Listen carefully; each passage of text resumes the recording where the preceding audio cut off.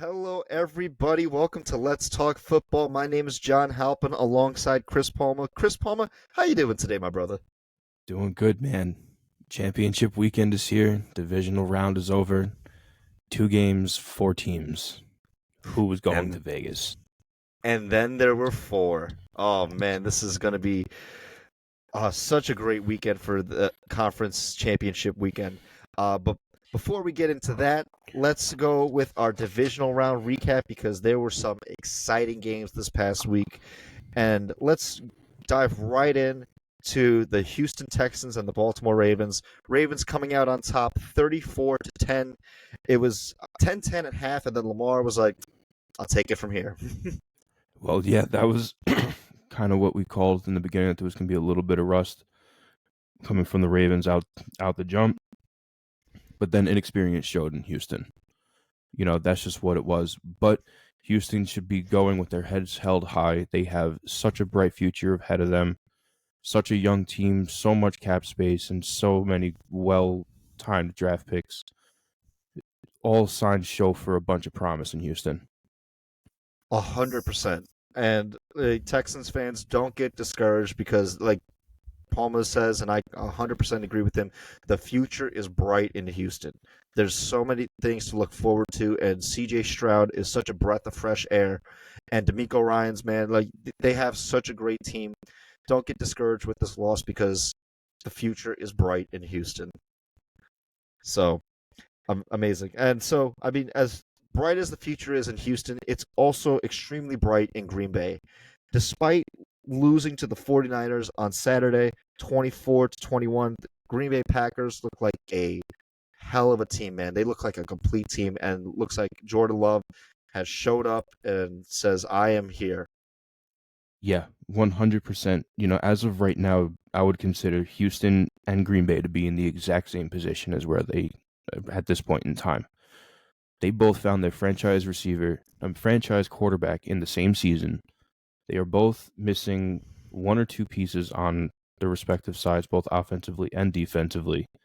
My opinion, the both of them are missing a star receiver and a star linebacker. Mm-hmm. Both of which, because of how young the team is, they could dip into free agency and try and get both or one and use both of their draft picks to get the other. They are both in the exact same position, and there is nowhere but up for the both of them. Very proud season for the both of them, but San Francisco moves on. Absolutely. So the future's very bright in Green Bay. So both Baltimore and San Francisco host their respective conference championship games this upcoming week. And in the NFC side, the Detroit Lions will be coming to San Francisco. The Lions vanquished the Tampa Bay Buccaneers 31-23. But man, Tampa Bay, another team with a very bright future. I really hope they sign Baker Mayfield to an extension this offseason. I could almost guarantee that he will be get an extension from them. It does seem very bright for them as well, but goddamn, man, the Detroit Lions, there is almost nothing that this team isn't capable of. They are totally capable of being. They earned every step of where they've gotten in the past couple of years. Hats off to this team. Absolutely, man. It's funny too because we've called it for years ago. We're like From there's day something one, special in when Detroit. as soon as it started, we were like, "Wait a minute, what's that?" And here they are 3 years later. And here they are, man. The Detroit Lions have arrived, and they will be going to San Francisco to play in the NFC title game. Oh, man, we're going to talk so much about that because there's so much to talk about with that NFC title game. But there's also so much to talk about the AFC title game with the Kansas City Chiefs coming to Baltimore. The Chiefs beating the Buffalo Bills 27-24. And man, that was a heartbreaking loss for Buffalo, man. My heart goes out to the city of Buffalo. It was a great game, but man, it felt like your heart got ripped out at the end. My heart goes out more to the kicker Tyler Bass. Something came around social media that he had to delete all of his social media because he was receiving death threats for that missed field goal.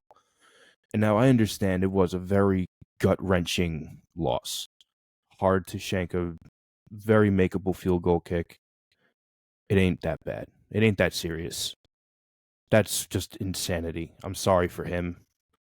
I'm sorry for that experience. No one should have to go through that. Yeah, no, I 100% agree with you, man. completely. It's utterly shameful to have death threats to a player for a game. And at the end of the day, as much as we love the sport of football, it's just a game, and it's not worth threatening someone's life over. So my heart goes out to you, Tyler Bass, man. I hope you can still find a way to keep your head held high, because he's still a really great player for his position, a great kicker. And although yes, it was a heartbreaking loss, there's no reason to have death threats over him. Absolutely not. There's no reason for that. That's totally unacceptable. I will say, I kind of empathize with how death threats aside, which is inexcusable. I empathize with like how empty the feeling is of that loss, because this one reminded me a lot of the 2012 AFC title game with the Ravens and the Patriots, where it was a 3-point game. You need the field goal to tie. Could have had a touchdown to take the lead, but dropped. It was dropped from a receiver's hands, and the kicker missed the field goal to tie, and then the team won. I can really empathize with that feeling. It's not a pleasant feeling, but man, my heart goes out to the Buffalo Bills, man. Yeah, no, that's a hard loss, and especially that being the third loss to Patrick Mahomes' Kansas City Chiefs in the playoffs. That's kind of cementing that. You need to overcome that, and I feel with the talent and the competition coming through the AFC, I feel like the Buffalo Bills' window is very quickly closing on another chance. Yeah. Buffalo, they're going to have to make some hard decisions in the offseason, but the Chiefs just seem to be the boogeyman for them that they can't quite shake. But I think if they make the right decisions in the offseason, it puts you in a better position come January. Right. 100%, I agree. So, with that being said, those were the 4 divisional round games this past weekend. Amazing games all around. But we have 2 games left, man. 2 games left before the big dance. So, Chris Palmer, are you ready to talk some conference title games? Yeah, and again, I'll give you the honors because as a Ravens fan, you're moving on into the AFC Championship, so you can start us off. Okay, so, man, it's... First off, it feels good, but I'm not... Much like Lamar, he said it best. It's like, in order to be the champs, you have to beat the champs. And these are them. And this is it. This is it right here. So before I really dive right into it, I just want to say there's 2 games left this weekend. And yet I feel like you and we could talk about this for fucking hours just on these 2 fucking games, which is let it rip. Let it rip. So we're just gonna let it rip. This is not gonna be a 2-hour episode, but hey, we're just spitballing right here because there's so much to talk about here. So I want to first start by saying that the Ravens, this is their 5th conference title game that they have appeared in. We've won 2, we've lost 2 prior. This would be the 5th. This is the first ever conference title game for the Ravens that it's in Baltimore. The Ravens have never hosted an AFC title game before up until this Sunday. And it's extremely fitting that it's against the Chiefs. And I wouldn't want it against any other team because it's like, if we are the team that we think we are, we have to prove it against the best competition. And right now, the Chiefs are the best competition. They're the reigning champs. They just had a stellar game against the Bills. And they are... It's so hard to pick this game because the Ravens have one of the best offenses in the league. Chiefs have been struggling on offense, but they have a really solid run game, man. And as the season has come down to a close in the regular season, the Chiefs have kind of picked it up. A lot of players have stepped up to really help out their offense. Rashee Rice, He's a big player. Marquez Valdez-Scantling, he had a big game last week. Travis Kelce, although we did criticize him against that wild card matchup against the Dolphins, he showed up against Buffalo, and that's the thing is like any one of these guys can kill you. Pacheco, Rasheed, MVS, Kelce, but it all starts with Mahomes. Mahomes is 13-3 in his playoff career, which is insane to think about. It's In nutty. his 7-year career, and he sat out his first year. Since starting, he has been to the AFC title game every single year. But this is the first one away, and we got to capitalize on that. And so I give the Chiefs the utmost credit to be in this position because a lot of people have doubted them. We doubted them a couple points throughout the year, but we did. Once the playoffs started, we're like, no, they're going to beat the Dolphins. They're going to beat the Bills. We picked those games, and we're like, it's just looking like it's still the Chiefs' conference. Ever since the Patriots and Tom Brady, that dynasty dissipated and Brady left the Patriots, the power has shifted to Kansas City. They have filled in that power vacuum of it, and it's funny too because the perception of the Chiefs has changed, and they are kind of the new villains in a sense, where a lot of people are really tired of seeing the same team over and over in it. But it's like it just like you and I, we were so tired of seeing the Patriots in every goddamn Super Bowl in the 2010s. But they were just that good of a team. And the Chiefs are just that team. Like they have made it to 3 Super Bowls in the past 5 years. It's nuts. It's crazy. But they've earned that right because they're just that good of a team. And it's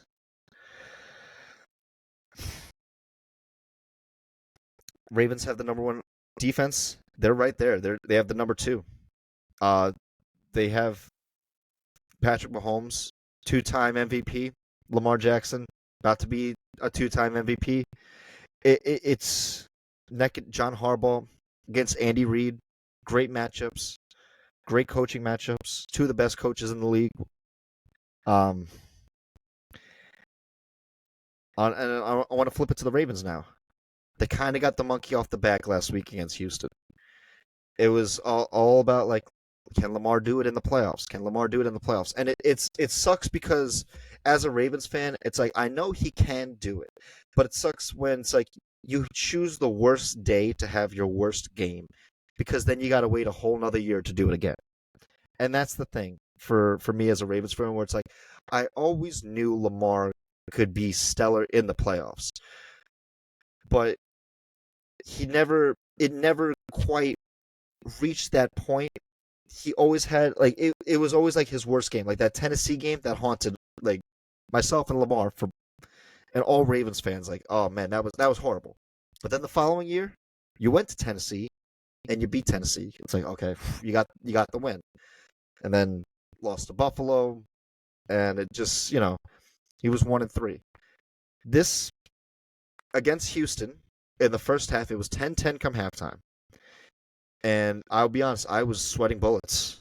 I was really sweating bullets. I'm like, imagine oh no, so.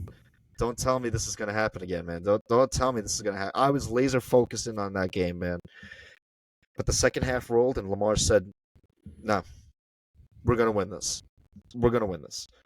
He is the first player, and not only did he have a great performance in the second half, he had a historic performance in that game. He's the only player in the playoffs to pass for over 100 passing yards. He had 152, 100 rushing yards, 2 rushing touchdowns, and 2 passing touchdowns. Never been done before. He's the first and only player to do so. He's special, man. And like I've said it from the outset, man. Like he's special, and I'm so happy that we shouldn't have, as an organization, we shouldn't have wrung him through the mud contractually wise, but I'm so glad that we were able to resolve that, because I wouldn't want any other quarterback to be a part of this Ravens team, because this Ravens team this year has been special. Our defense is incredible. We only gave up 3 points to the Houston Texans, a team that offensively they scored 31 points against the Browns offensively in the wild card round, and they had 2 pick sixes on defense. They're a great team, and like you and we said, they're a fantastic team. But we held them to 3 points the whole game. In the second half, we only allowed 68 total yards defensively. That's insane. So, man, like, I look at this game, and this is going to be a clash of titans, man. This is going to be one of the most absolutely spectacular games the NFL will see. Lamar Jackson, Patrick Mahomes, Baltimore Ravens, Kansas City Chiefs, and I cannot wait. And Palma, I'm so sorry. I talked for like 9 minutes straight. I apologize for that, man. What? Let it rip. But man, I'm so excited and nervous for this game because I could see it go either way. But man, you know which way I want it to go. But I could see it go either way. But with that, Chris Palma, I'm curious to know what your thoughts are on this game. I have a lot of thoughts on this game. People have been asking me since Monday. Well, yeah, since Monday at my job. What are my thoughts on the AFC and NFC Championships? And I've had, various conversations. And then I really stopped to think about how these games were going to turn out. And this is really the conclusion. It's going to come down to, you're going to have to nitpick from these teams to really find who's going to be the quote-unquote better team at the end of it. And now let me explain by that. I'm not talking about who's going to be able to make a play at the right time. That's going to happen on both sides at any time. Both of these teams are primed to make plays. They're primed to make big plays in crunch time. What's going to happen is the team, it's going to come down to the most disciplined team. And it's really going to come down to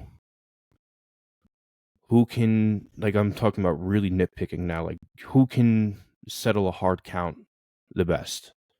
Who can hide a play action in one specific play the best and make one specific player bite harder than they're supposed to? It's going to come down to those few inches in each particular play that's going to end with the winner of this game. Each one, when I'm talking both of these games, each one of these teams' weaknesses lands right in the other team's strengths. Whereas, as talented and God-given talented as the Ravens offense is, they do a lot of things on one. They have a very long cadence. But on set go, the play is off. And they're off to the races. And it's what you see is what you get. If you can stop it, you can. But odds are you probably aren't going to be able to stop it. Because that's just how good the Ravens offense is. The technical ability of the Chiefs, they throw a lot of hard counts around. They like knocking people off sides and gaining those free yards. They can do it to the best defenses in the league. They've been able to do it time and time again, where they like to knock people off sides. So it's going to come down to discipline before the snap and keeping all emotions leveled after the snap. Because this is going to be a high emotion game. This is their fourth time seeing Patrick Mahomes in the playoffs? For the Ravens? Yeah. The first. This is the first time you guys seen each other. You guys have never seen each other in the playoffs before. Okay. How many times have you met Patrick Mahomes, period? 4, actually. That's what I saw. We're 1-3 against him in the regular season. And he's 3-1 against you, right? Like since Lamar, yeah. Right. That's what I saw. It wasn't postseason. It was just all time. Mm-hmm. Emotions are going to be incredibly, incredibly high. But I agree with you. In order to be the best, you have to beat the best. And although we have been critical of the Kansas City Chiefs in the regular season, the postseason Chiefs are different. Patrick Mahomes in the postseason is a different animal. It's the same thing that we saw with Tom Brady. Again, I'll agree with you. The power hammer was just handed to Kansas City, and we saw it coming from a mile away. Mm-hmm. That as soon as Tom Brady was to leave New England, the power shift was going to go to Kansas City. And that's what it's been. And rightfully so. But them becoming the villain is more so expected because that's exactly what happened with New England. Everyone loved New England for the first 3 times they went to the Super Bowl. And then after that, everyone was sick of them because the league likes fresh. The league likes new. That's why the world is behind Detroit right now, because it's a first time for everything. Mm-hmm. You know what I mean? It's fresh. It's good for the league. But Kansas City is just that good in the playoffs. Andy Reid is just that coach who is that much better than just about everybody in the league in the playoffs. Mm-hmm. This is a coin flip for me. I'm still torn, but I'm so excited. Man, I'm so excited too. So I wanna piggyback off what you said about each team's weakness, coincides with the other team's strength. Ravens were the number 1 rushing team in the league this year. We ran for more yards per game than any other team. And more than Detroit, more than San Fran, more than just all the other great running teams in the league. Because of number 8, man, he's just that good. Gus Edwards, he had his best year by far. I think he Without had a doubt. 700 yards, I think, but he had 13 touchdowns in the regular season, which was by far his best output offensively. The Chiefs last week against Buffalo, they gave up 182 rushing yards to Buffalo. Mm-hmm. I expect the Ravens to run the ball. Yeah, exploit that. One thing that I noticed in the Ravens game was that in the first half, we didn't have a lot of designed runs for Lamar in the first half. However, he was able to scramble and get yards effectively. Because once the Texans came out blitzing, and so Lamar just kind of, he tried to make do with what he had. But once they dropped into coverage, especially in the second half, that's when the designs came up. That's when the design runs came up, and that's when we were really gashed the Texans defense. I would expect a lot of this is the game where the playbook is entirely wide open. For things that we have never seen before for the Ravens offense, this is the game. This is the game to do it. And it's now, granted, I also will say that, again, the Ravens have the number 1 defense. We led the league in sacks, takeaways, and points allowed per game. We led all those categories. We're the first defense to ever do that, which is amazing. But the Chiefs are number 2 in all of those stats too. They're number 2 in sacks, number 2 in takeaways, and number 2 in points allowed per game. And we've been saying it throughout the season too. It's like this is a defensive team. This is a really we're so used to the Chiefs being an explosive, offensively driven. I think I lost Chris Palmer there for a second there. But we are so used to this team being an an explosive offensive team. But this is a defensive Chiefs team. This is a team that Chris Palmer said stand by, don't worry. Their pass rush is incredible. Their cornerbacks that they upgraded since getting rid of Tyreek Hill, they're incredible. Trent McDuffie, he's an all-pro cornerback. Ladarius Sneed, number 38, he is a shutdown cornerback.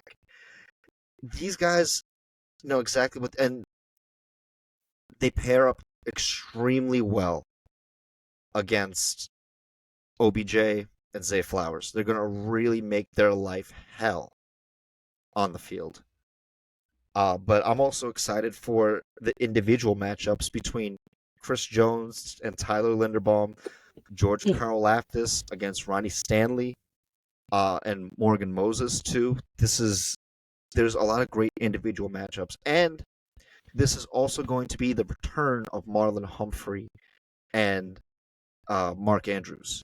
So those are two big names for the Ravens to come back to, and it's going to be incredible to see them come back, especially Mark Andrews too, because Mark Andrews is one of the best tight ends in the league. If Travis Kelce's number one, you can make the argument that Mark Andrews is the second best tight end in the league. He's just that good. And Lamar loves to throw it to him, especially in the red zone. So this is... But man, the Chiefs' defense is really going to challenge the Ravens' offense in all phases of the game. Now, on the flip side of that, I'm looking forward to the matchup of Roquan Smith versus Patrick Mahomes. That's what I want to see. Because Roquan Smith, he is one of the smartest middle linebackers in the game currently. Fred Warner, he's up there too, and rightfully so, because he's that quarterback of that defense. But Roquan Smith, for the Ravens, has changed life for us. Ever since acquiring him from the Bears last year at the trade deadline, he has improved our defense to no end. He's unbelievable. And he's so smart. He has shadows of Ray Lewis in him, man. Well, I'll tell you why. All over the field. He reads the defense. He sees what goes on, and he's north, south, east, and west. He is just relentless. He actually watches film with Ray Lewis, right? He's one of those players, too, that improves the people around him. And there's something to be said about football players that really enhance the players around them, that they make them better players. Because Patrick Queen, he struggled last year before Roquan Smith came into the Ravens. But man, Roquan Smith and Patrick Queen, he has elevated his game. Patrick Queen is all over the field. If Roquan is 1A, Patrick Queen is 1B. And it's a beauty to see on the field. It's such a beauty to see on the field. And I can't wait to see it, man. This game is going to be absolutely incredible. The first time the Ravens and the Chiefs meet in the playoffs with Lamar Jackson and Patrick Mahomes. And I'm kind of glad that this is the first time. Because in 2019, we weren't the team that we are now. And although we had an incredible team that year, this Ravens team is that much better on both sides of the ball, offense and defense. And both the quarterbacks had to learn how to be better. Right. Since then, Mahomes won his Super Bowl, his first Super Bowl that year in that 2020 playoffs. And then the following year, he lost to Brady and the Bucs. But I remember when we talked about that on the podcast that he actually became a better player that year because a lot of teams use that Tampa Bay formula of the Tampa 2, pressure with 4, have 3 linebackers drop into coverage, and Mahomes became a better player because of that. He reads defenses. He's lethal at it. He's absolutely lethal. And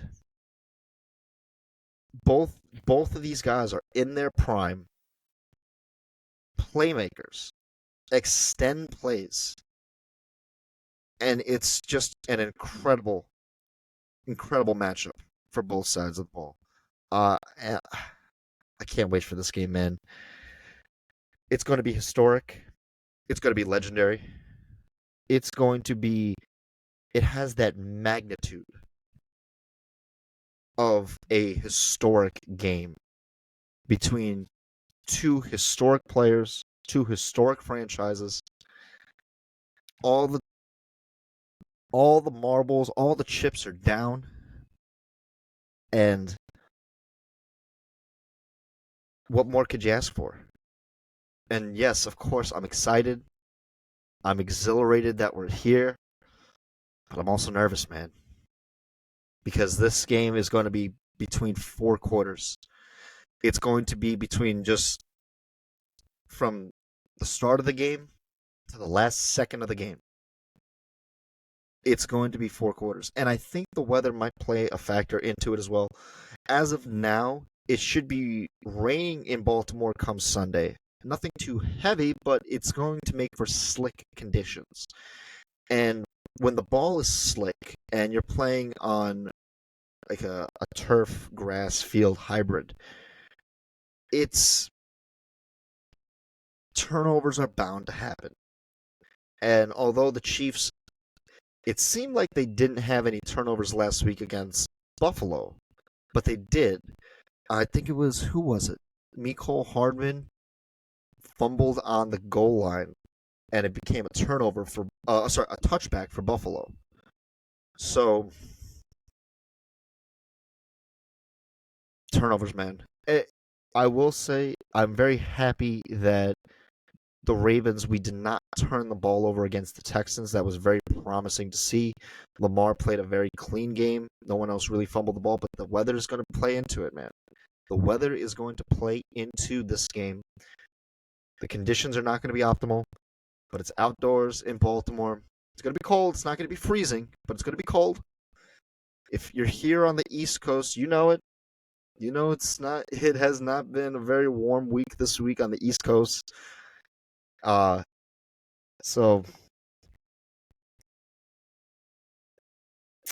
I'm just seeing if Chris Paul was still waiting to join us, but I think he's. Oh, can you not see me? I'm right here. Still trying to connect with us at the moment, which is fine because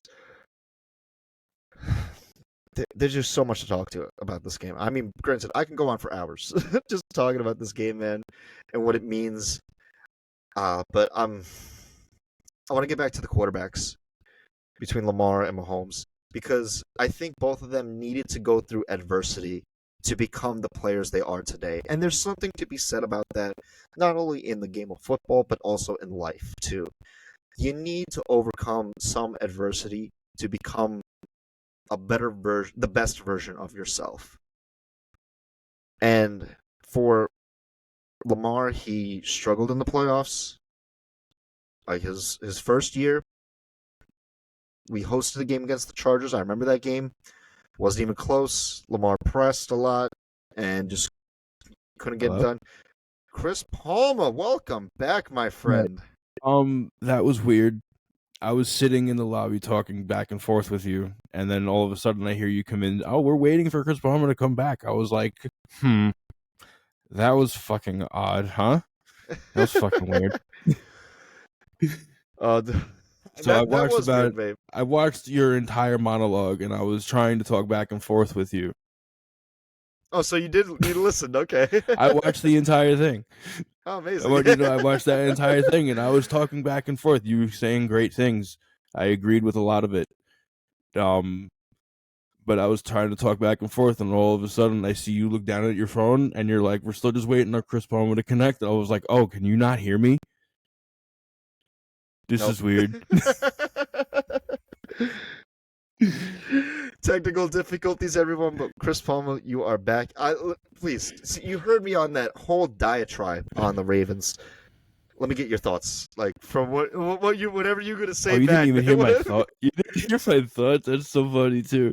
No, I like the screen went black. Oh, So for everyone, it just kind of like when we're on this program, it's split screen. It's how you, the audience, see it right now. And I'm sure once this episode uploads too, it's just going to cut to just me single file. And I'm like, oh, okay then. But uh, but so Chris Paul, you're back on that whole diatribe that I went on. Uh, give me your thoughts. so you didn't hear my thoughts about how this was going to be nitpicking? You hear No, none of no, that? no. I did hear that. Yes, That you heard. but then there was a point where I'm like, oh, we seem to have lost Chris Palmer, and Did that you was lose probably me like when 10 I minutes said ago. that the weaknesses play into the strengths? I did hear that, and I did build off that. Right. Yes. Then after that, you lost me. I think so. Yeah. I said nothing. I was letting you monologue. Oh, okay. No, no. That is when I right. lost. That you. was Yeah, when the yeah. monologue started. Okay. Yes. So I have to agree with you about the defenses, man. Roquan Smith specifically. Him Okay. versus Patrick Mahomes was what I wanted to see. When you said that, I was like, that's what I want to see. Mm-hmm. I want to see Roquan Smith. And then when you referred to Ray Lewis, did you know that they watch film together? Yes. Yes. So Ray Lewis, the middle linebacker genius that he actually is, I will always give him the respect as a football player that he is one of the greatest linebackers of all time. Mm-hmm.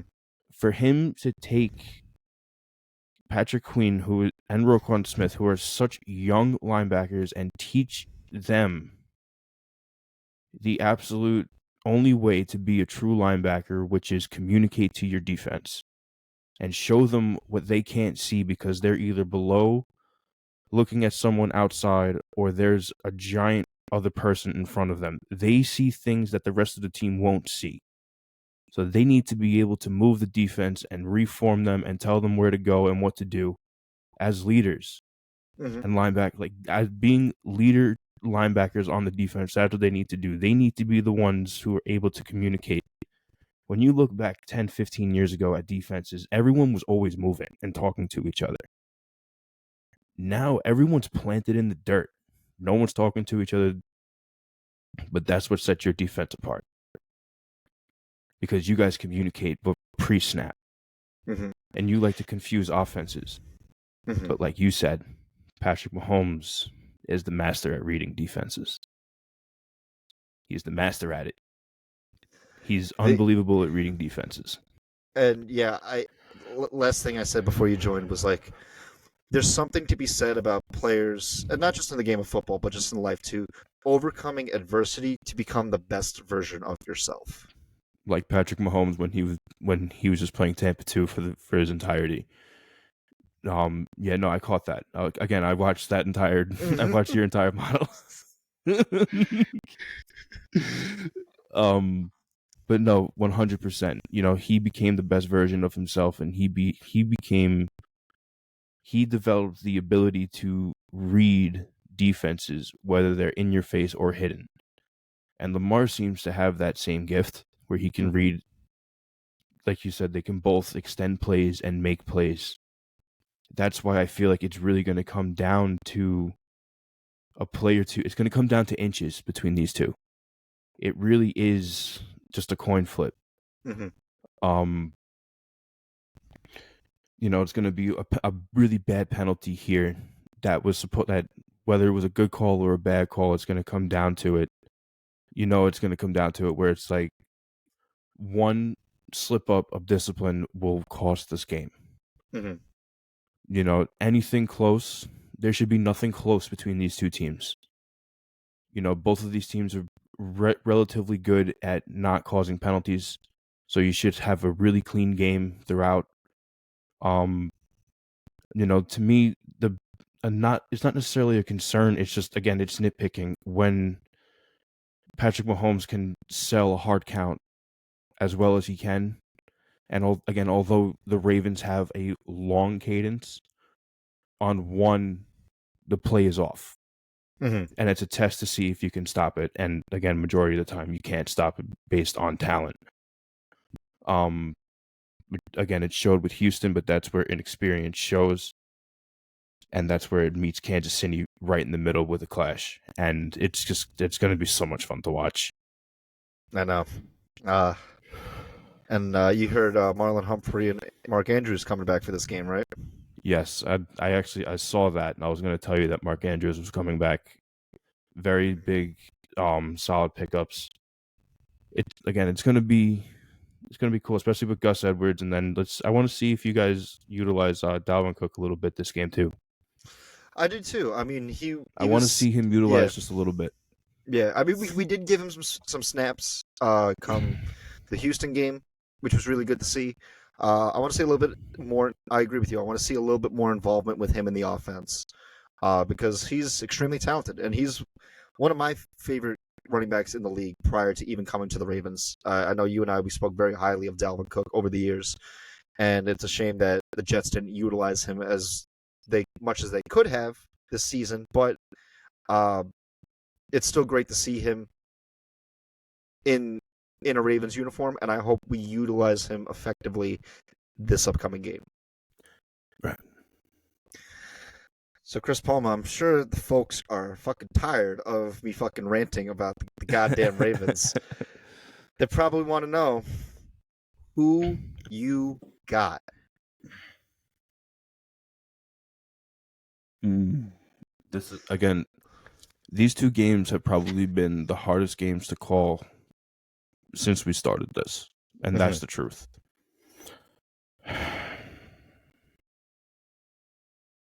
You're gonna have to give me the Chiefs. I'm sorry.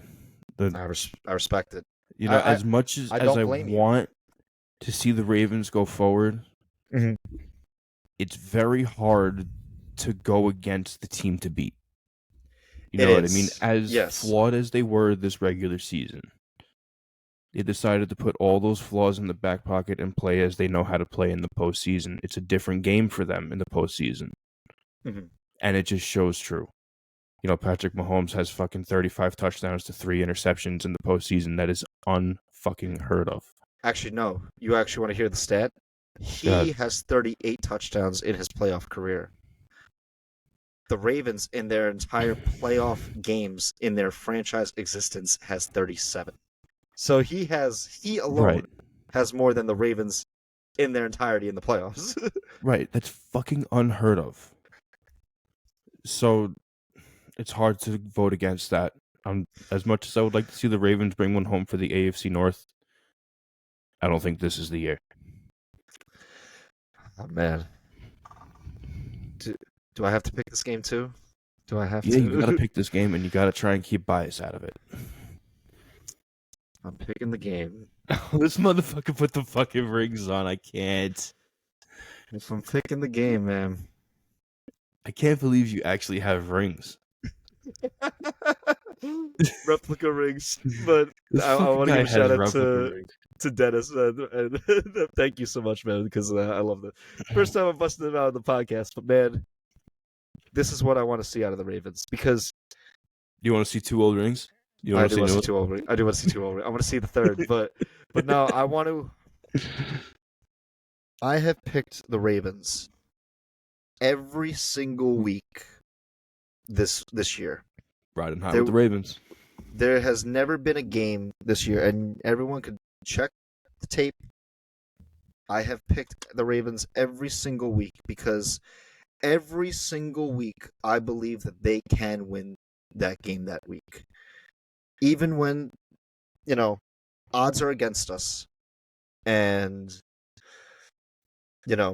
Christmas Day, going up against the 49ers. That was a tough game. I picked them. I believed in them. Up against Miami's number 1 offense. I picked them. Even when those chess matches against Mike Tomlin, and we lost both of those games, but I still picked them. Because there was never a week that I didn't think that we could win this game. And this game right here, right now, I still believe we can win this game, and I'm picking them to win this game because, yes, they're my team, but man, they are just that good. And they have proven it this year.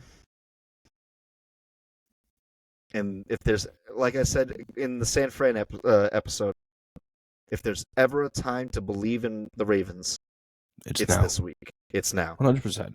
And I believe in them. So I'm picking the Ravens. And I don't blame you for picking the Chiefs because the Chiefs have earned the right to be where they are because they are the champs. They are the best. But in order to be the best, you got to beat the best. Right. I wouldn't have it any other way. And it's only in the AFC that you would find that there is one true gatekeeper in the entire conference year in and year out. Mm-hmm. The NFC has kind of been a spinning wheel of people who defend the NFC Championship. There is one AFC guardian year in and year out. And here you are. You have to beat it. You have to play this game. Have to. Oh, man.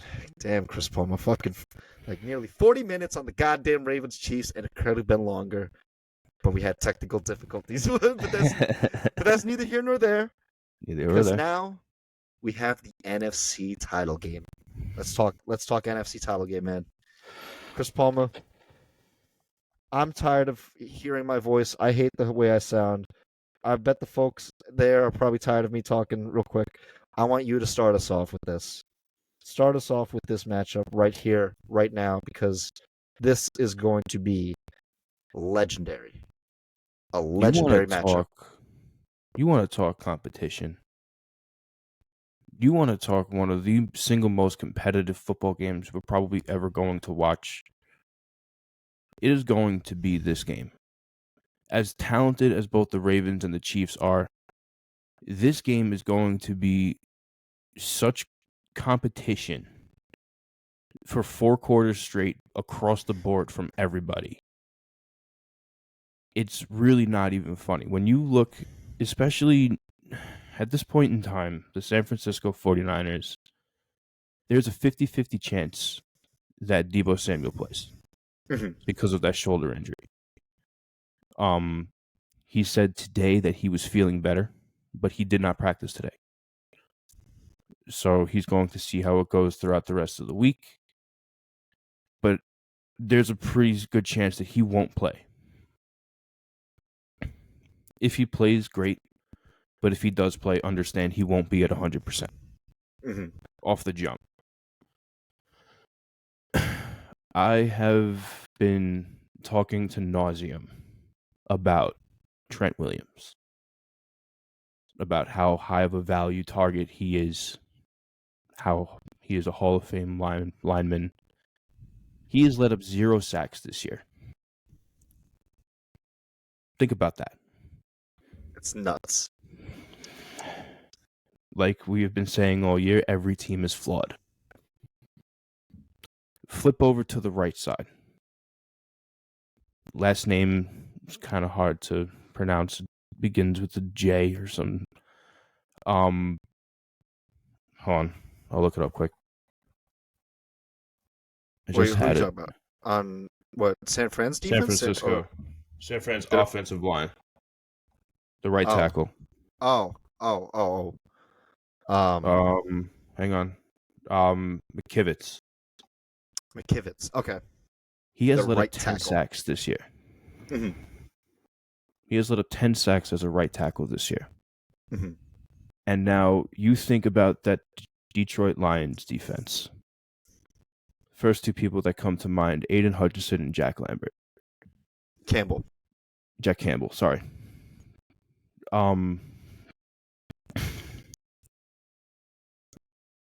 When Trent Williams gets the chance to put his hands on them, he is going to make them look like absolute children.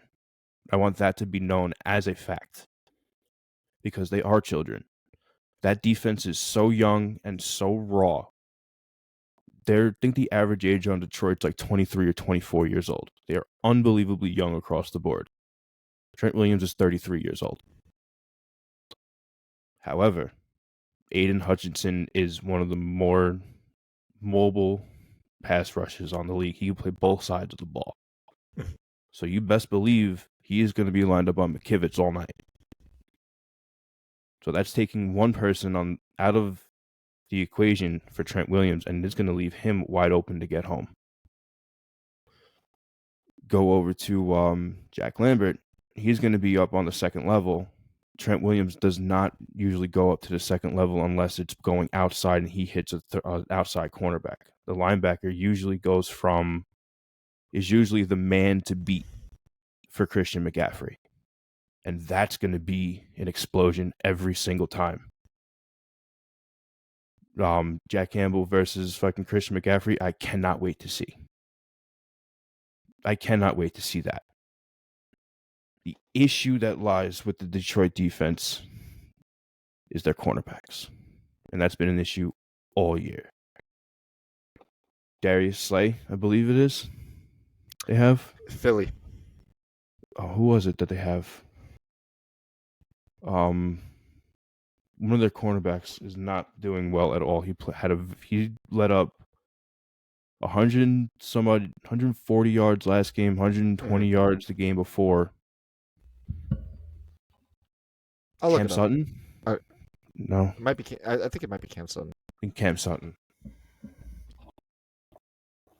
But yes, you're 100% right. Their cornerbacks are one of their biggest. Are the issues. Yeah. They let up a lot of passing yards. Mm-hmm. And San Francisco loves to air the ball out. That is Brock Purdy's bread and butter. Mm-hmm. So again, the strengths of the teams fall right into each other's weaknesses.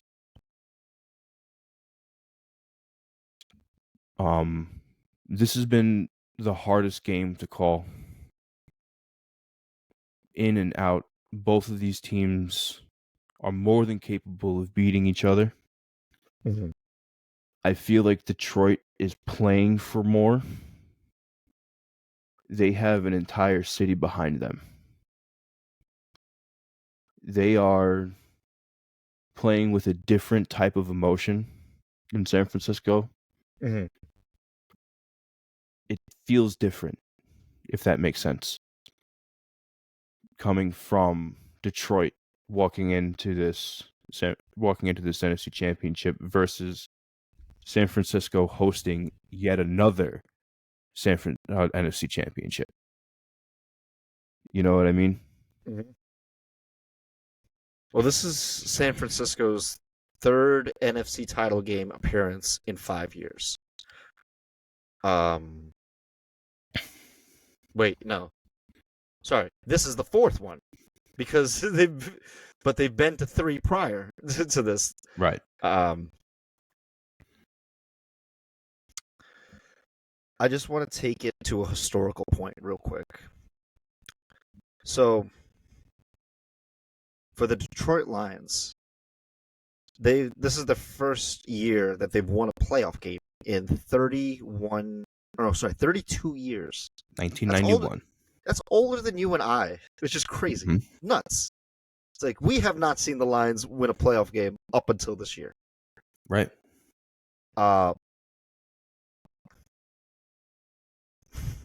Some teams didn't exist at that time. The Jacksonville Jaguars, Ravens, Texans, and Panthers did not exist. The AFC North. No, one of the divisions didn't exist yet. The AFC Central was still a thing. Yeah, they restructured the divisions in 2002 when the Texans came into the league. Right. The Houston Oilers were still a thing. Yeah. That's the thing. Yeah, the Houston. Yeah, great point. The Houston Oilers were still a fucking team the last time they won, and they lost. They went to the NFC title game that year. They lost to the formerly known as Washington Redskins, who are no longer the Redskins now. They are the Washington Commanders, and still being sued to be renamed the Redskins. I know. Yeah, they got a whole fucking thing going on with them. But let's stick with the Lions though. That was their only NFC title game appearance in their franchise history. 1-1. 0-1. 0-1. And San Fran, this is their fourth one in 5 years. This is it. But it doesn't take long to rebuild in the NFL. It took 3 years for Detroit to do it. It took 3 years to become where they are now. And you and I, we spoke about this off air, where it's like the 4 teams remaining deserve to be the 4 best teams in the NFL. Like these 4 teams right now all deserve to be in the position they're in because they've earned it. 100%. The Lions have earned the right to have a chance at the dance. And they have a whole city to go to back them. And it's revitalizing, man. You and I, we speak very highly of Dan Campbell. We're big Dan Campbell fans. We think he's the perfect fit in Detroit because he's a former player who For Detroit. He was on that 0-16 Lions team. Yep. And he knows what it's like to lose. Much like I said in the last segment, where you need to overcome adversity to become the best version of yourself. Dan Campbell, as a head coach, is the best version of his football career. 100%. Because he has achieved what people have doubted for decades. And he says, no. Jared Goff, you're good enough for Detroit. Come play with us. These young guys in the draft, come play with us. We want you. We want you, Jahmyr Gibbs. We want you, Aiden Hutchinson. We want you, Jack Campbell. We want you, Sam Laporta. We want you, Penei Sewell. We want you, Zach Ertz. We want you. Good point. They just signed Zach Ertz too. They're embracing these players that that a lot of people have doubted their capabilities. And he says, "I don't doubt you. I know you can play. Play for me. We're gonna do this." And it just seems magical right now for the Lions right now because they have an explosive offense. Jared Goff is playing some of his probably the best football he's played in his entire NFL career. I agree. He is absolutely lighting it up. Him and Baker, they had a great shootout last week. That was a phenomenal game between the two of them. The first game of the wild card matchup, that was such an emotional game for the Lions fans. And last week with the Bucs, that was an exhilarating game for them. They have a 2-headed Hydra at running back with Jahmyr Gibbs and David Montgomery. Dan Campbell loves to run the ball, man. And man, he loves his bombs. And he never coaches afraid. And that's one thing I respect about Dan Campbell. He does not coach afraid. Yeah, he's aggressive to a fault almost. Yeah. You see that's really what it is. He's almost hyper aggressive. Mm. And it works to a certain extent. Yes. You know, having the highest 4th down completion is a gift and a curse. Because not only are you completing the most, it means you're going for the most. So there's a high chance that you're missing, but the positive part of that is, of that percentage, there's a high percentage where you're getting 4th and 1s, 4th and inches, 4th and 2s. So you're getting 4th and really, really short, so 4th and highly makeable for the talent that's on your team, which is very high kudos to the productivity of the offense. But where that clashes is the defense of San Francisco. Yes. With Fred Warner and Dre Greenlaw at the helm. Yes, as much as I said prior in our last segment that Roquan Smith and Patrick Queen are some of the best linebacking duo, I would argue that Fred Warner and Dre Greenlaw are the best right there. It's arguable. They are probably the best linebacking duo in the league. And they are some of the smartest players you will see on the field, man. Fred Warner is a freaking heat-seeking missile. He's a heat-seeking missile. He can be anywhere on the field at any point in time, and he reads the offense. He's the quarterback of that defense. He reads it. He's right there. He's right there in the middle of the play, and he communicates. Mm-hmm. He communicates, man. The 49ers defense is nothing to trifle over. There's a reason why they are where they are today. and that is because of how complete that team is from top to bottom. The defense, much like, however, their cornerbacks are not as strong as they are, but their front seven is lethal. Is absolutely lethal. Unbelievable. It's unbelievable. Chase Young found a great home in San Fran, man, because he complements Nick Bosa extremely well. Just like they did in college. It was fun to watch. Yep. People forget that they played college together. Yep. And so they are absolutely some of the best. Like, there's so many tandems in San Fran, so many great duos. There's safety duos, there are linebacking duos, there are pass rushing duos. They're still the most versatile roster ever put together. Yes, and that is the term, versatile. But when you look at the 49ers, there's one concern, and it's at the most important position, and that's quarterback. And the reason I say that is because we have fresh tape of Brock Purdy struggling against the Green Bay Packers. Last week, against the Green Bay Packers, Matt LaFleur challenged Purdy, and for 3 out of the 4 quarters, the first 3 quarters of that game, he was not the Brock Purdy that we were used to seeing in the regular season. He struggled a lot.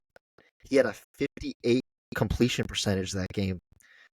Yeah, there were drop balls by the receivers, but there were a lot of makeable balls that he could have thrown that he just didn't. Right. The pressure got to him. I'm not talking about the magnitude of a game. I'm talking about like the actual physical pressure of people pushing up against him. Right. He got very uncomfortable. And I think that if Detroit takes that blueprint of what the Green Bay Packers were, and it was a 4-3 set. You rush with 4, drop your 3 in coverage, and then that's it. Right. You put your edge rush on the weak side and go. Yeah. And get home. So nothing fancy. You get home with 4. You send the occasional blitz here and there, keep him off guard, but he couldn't handle that. And that's the thing is, can Brock Purdy, can he be the quarterback that we think he is and we want him to be? Or is he going to be the Brock Purdy of last week? Because Detroit's going to score more than 21 points. Very simply. Their offense is too good than Green Bay's. And Green Bay's, they could have won that game. It was just inexperience again. That's the crazy part is Green Bay could have won that game last week. But a missed field goal here, a late interception there, and San Fran wins it. And that's it. That's it, man. But the Lions, man, they are opportunistic. They are extremely opportunistic. But again, the 49ers, they're versatile. They've earned the right to host this game because of just how dominant they've been this entire season. But I think Green Bay really gave a good blueprint for them. Okay, so not only rushing 4 against Brock Purdy, but don't be afraid to run the ball. Right. This was the first. Yes, this was the first time in 51 games for the San Francisco 49ers that they gave up over 100-yard rusher to the opposing team. Think about that. 51 games. That's how many seasons ago is that? That's like 4 or 5 years ago. It's gotta be 5.5. It's like some shit like that. 3.5, 4. I'm not good with quick maths like that, but it's like nearly 4 years ago since a 100-yard rusher did it, and that was Aaron Jones, man. And we have high praise for Aaron Jones. He's a great running back, but man, you got this 2-headed hydra between Gibbs and Monty. You get 50 apiece. Because you know what it is too. Teams were on the 49ers. They don't run it that often because they think they have this preconceived notion that they're good at stopping the run. Therefore, we're not going to run it. We have to pass it. But you can run it on them. That's the thing. Because here's the thing. As good of a pass rush as Chase Young and Nick Bosa are, Dre Greenlaw isn't a bull rush when it comes to who he is, and Fred Warner is your only run fill when it comes to the blitzing. So now, especially on Detroit's side with that signing of Zach Ertz, now later in his career, Sam Laporta is the receiving tight end for Detroit. That's just what it is. Mm-hmm. So expect Zach Ertz to be in for more of a blocking scheme. So there's your blockage for Fred Warner on running plays is Zach Ertz. Mm-hmm. So that is now filled. So it seems almost to me like they're already preparing to follow through with that blueprint, and they're going to run heavy. Expect a bunched set with the tight ends, where there's going to be one extra tight on the outside, where they're going to be running read option, not really read options, zone reads, and they're going to be doing little tight end dumps. You'll see Zach Ertz get a catch here and there, but he's going to be more so for blocking Fred Warner and taking him out of the play and making sure that he is contained. If Fred Warner has a day and is able to stuff Jahmyr Gibbs and David Montgomery, the Lions they're going to struggle. Mm-hmm. That's exactly, the way their offense is structured is it's through fluid momentum running and passing. If you stunt one, you stunt that whole offense. Mm-hmm. And it's not that it's a flaw, because it's a gift and a curse at the same time with how fluid that team is. It needs to be running as a fluid machine where it doesn't really get going. Where it picks up when it's not is the message of Dan Campbell. Like you said, we are huge fans of Dan Campbell. He knows what this team is capable of. And he expects the best out of them. And he will find the best out of them. Mm-hmm. Again, this one is so hard to pick because Kyle Shanahan has the locker room for San Francisco the exact same way. That message has been followed throughout for years. And they have to have such a bitter taste in their mouth from being to so many NFC championships and not going to a Super Bowl in so long. They've been right there, and again, they are right there. Well, they've been to the So, one 5 years ago. Was it 5 years ago? No, it was the 2019 season, 2020, where it was Chiefs Niners in the Super Bowl. right, but they haven't been since. Yeah, exactly. That's what I'm saying. They haven't been in a bunch of years, so they must be bitter knowing they've been there but have fallen short. And then Detroit's coming in to make history. This is going to be such an explosive game. The competition in this game is going to be out of this world. Yeah, man. And for those who do not know, the Lions have never been to a Super Bowl. They're one of the few teams that have never been. There's 12 teams in the league that have never won a Super Bowl, and obviously Detroit's one of those teams. I think it's not just the city of Detroit really getting behind the Lions. It's the people who feel similar to the Lions players and staff.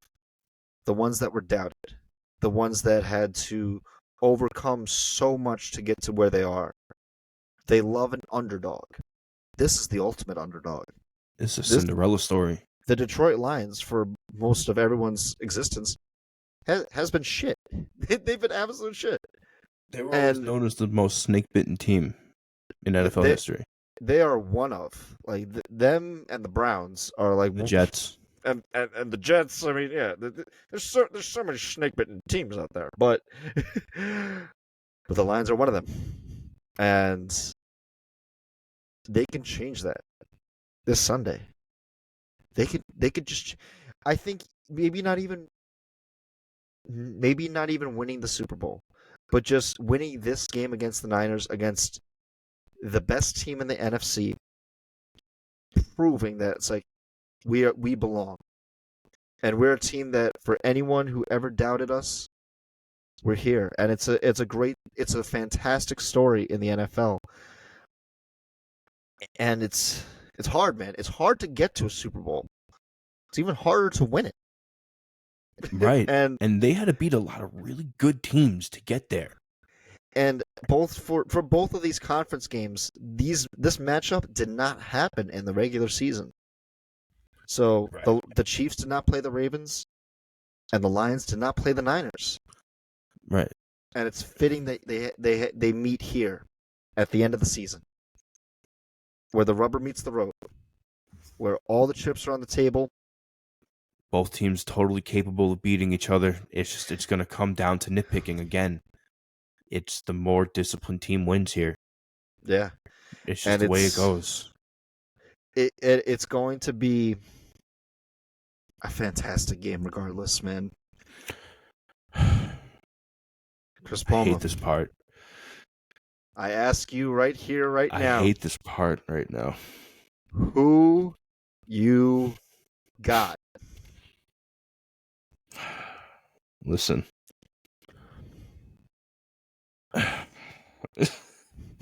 This one's so hard. It like you said before, these two games right here are the hardest to pick because like we said before, these are the best four teams in the NFL, and they have all earned the right to be in this position, and they have all earned the flawed in their respective rights. Let's Yeah, be real about that one too. They're not perfect teams. They all have their flaws. They all have their strengths that brought them here. And they'll have their weaknesses where they had to pick up. Yes. They've all lost multiple games, but they've all had to overcome them to get here. Right. And so here we are. I have been riding with Detroit since the beginning of the year. I'm going to say it. Detroit's going to the Super Bowl. Detroit's doing it, man. They're going to the. They are so capable of beating this team. Detroit is going to the Super Bowl. My Super Bowl picks is Kansas City and Detroit.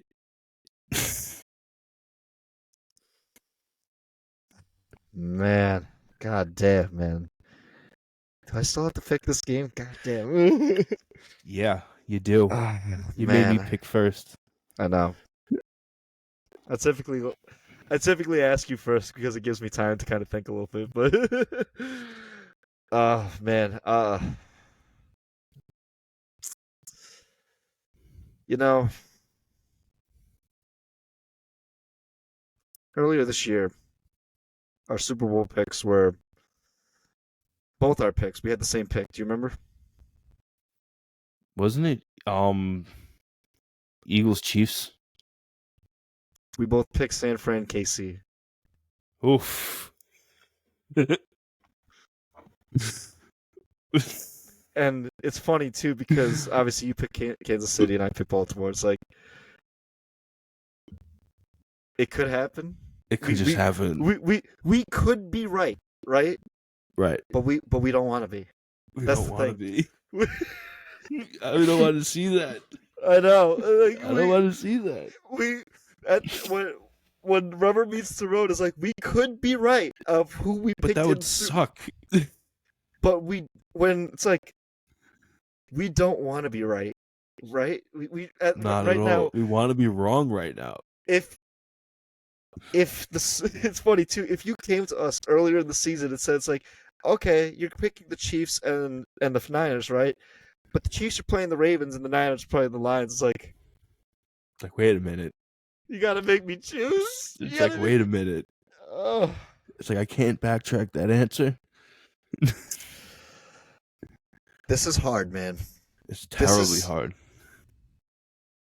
I want you to know that it took me until just then to pick an answer, and it took me 4 days. Yeah, I want everyone to know. Typically, like, I write all this down. I write all the stats and everything, and I typically have some idea of who I'm picking prior to making the picks. I had no idea who I was picking this game. Even 5 minutes ago when we were just talking about it, I still had no idea. Gotta pick. I'm taking San Francisco. I respect it. And again, It's just going with your gut. I want to be wrong. I want to be wrong. I want to be wrong because I would love to see the Lions in the Super Bowl, regardless if it's the Chiefs or the Ravens. I want to see the Lions in it because that would be great. But I trust San Francisco more. I trust Kyle Shanahan and for them to be a better team than we saw last week. Detroit just needs to be what they were last week. San Fran could be like, no, we need to turn up that gear because we have that extra gear to turn up to.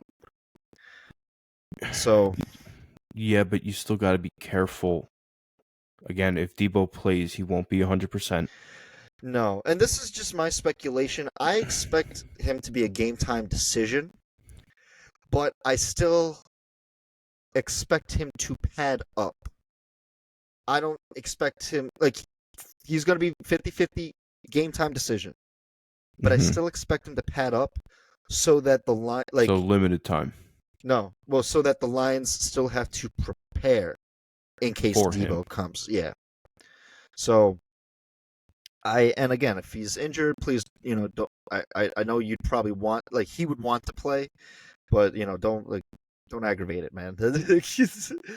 But even still, it's like when push comes to shove, as much as I want the Lions, and they're a great story, I still think the Niners are the better team, and for that, I'm gonna go with the Niners.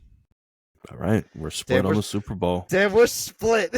We're split on the Super Bowl, even though we were on the same page earlier this year. Well, someone's going to be right on some instance, so... It's crazy. Oh, my God. It's absolute madness what happened this year. But we can both agree that this is going to be a historic conference weekend for both the AFC and the NFC. Unbelievable football. Unbelievable football. And so... there you have it, folks. Those are our Super Bowl picks for the conference championship. We want to be wrong. We want to be wrong. We want to be wrong from earlier in the year. But here we are.